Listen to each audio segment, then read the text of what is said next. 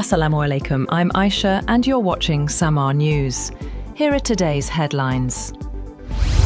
Iran's Revolutionary Guards have warned that safeguarding security is a red line, and the military vowed to protect public property as the clerical establishment stepped up efforts to quell the most widespread protests in years. Unrest continued overnight. State media said a municipal building was set on fire in Karaj, west of Tehran, and blamed rioters. State TV broadcast footage of funerals of members of the security forces it said were killed in protests in the cities of Shiraz, Qom and Hamedan. Pakistan has issued a travel advisory for its citizens regarding Iran, urging them to avoid unnecessary travel until the situation improves, citing safety and security concerns. The Foreign Office has advised Pakistani nationals to refrain from all non-essential travel to Iran until conditions stabilize. The guidance was issued in the interest of public safety. On the other hand, US President Trump has issued a new warning to Iran's leaders, as videos showed anti-government protests raging across the country, and authorities blacked out the internet to curb growing unrest. Trump said he hoped the protesters in Iran were going to be safe, because that's a very dangerous place right now. He warned Iran not to start shooting, saying, "We'll start shooting too." Turkey is pushing to join a mutual defense agreement between Saudi Arabia and Pakistan, a move that could significantly alter security dynamics across the Middle East and South Asia. According to Bloomberg, Turkey is seeking entry into the defense pact signed last September between Saudi Arabia and Pakistan. The discussions have reached an advanced stage, and a deal is considered very likely. The agreement states that any aggression against one member would be treated as an attack on all, closely mirroring NATO's Article 5, of which Turkey is a member.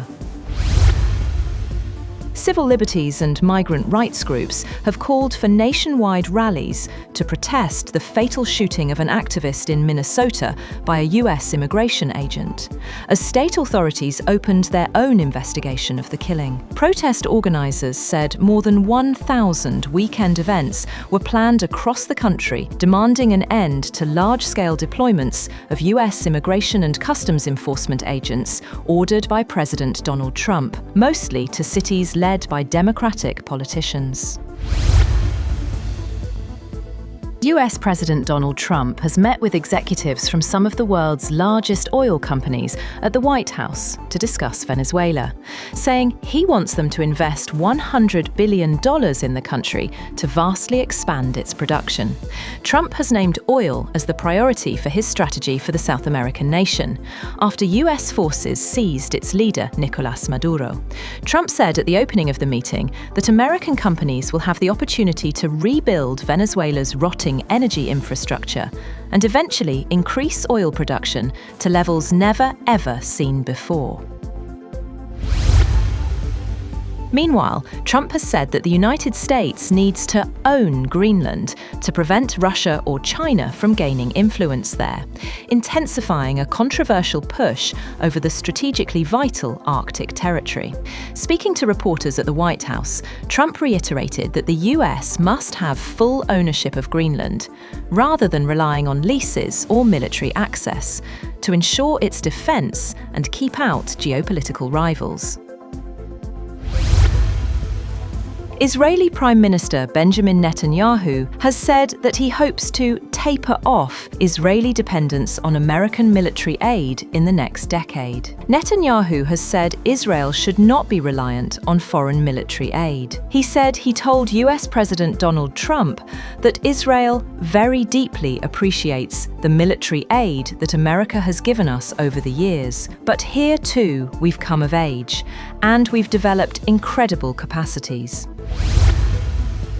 Indonesia has temporarily blocked Elon Musk's Grok chatbot due to the risk of AI-generated pornographic content, becoming the first country to deny access to the AI tool. The move comes after governments and regulators from Europe to Asia have condemned, and some have opened inquiries into sexualized content on the app. XAI, the startup behind Grok, said it was restricting image generation and editing to paying subscribers. That's all for now. For more updates, visit www.samaa.tv. Thank you for watching Samaa News.